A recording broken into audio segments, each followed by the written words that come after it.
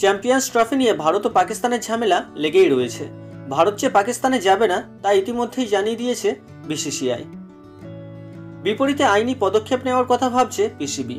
কিন্তু ভারত যদি পাকিস্তানে না যায় তাহলে সে দেশে চ্যাম্পিয়ন্স ট্রফির আয়োজন নিয়ে প্রশ্নচিহ্ন উঠে যাবে।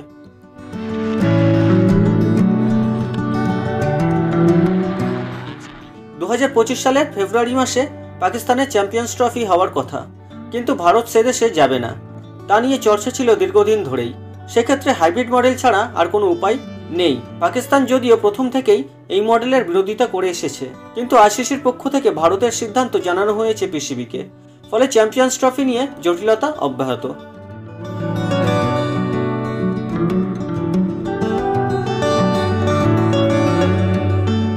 এর মধ্যে 11ই নভেম্বর লাহোরে চ্যাম্পিয়ন্স ট্রফির জন্য একটি বিশেষ অনুষ্ঠান হওয়ার কথা ছিল, সেটাও বাতিল করেছে আইসিসি।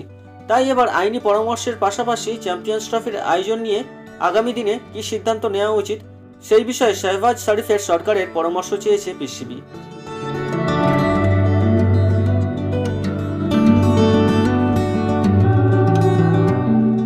উল্লেখ্য, গত এশিয়া কাপেও আয়োজক দেশ পাকিস্তানই ছিল, কিন্তু ভারত যায়নি পাকিস্তানে খেলতে, বরং হাইব্রিড মডেলে এশিয়া কাপের খেলা হয়।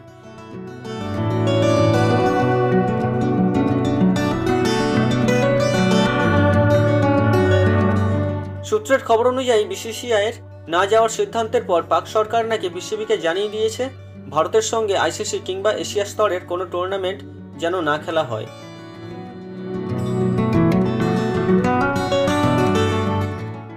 উল্লেখ্য, রাজনৈতিক সম্পর্ক খারাপ থাকার কারণে 2008 সালের পর ভারত আর পাকিস্তানে খেলতে যায়নি। 2023 সালে এশিয়া কাপেও ভারত তাদের ম্যাচগুলি খেলেছিল শ্রীলঙ্কায়। এখন পরিস্থিতি ভিন্ন। এখন এটাই দেখার সামনে কি হয়।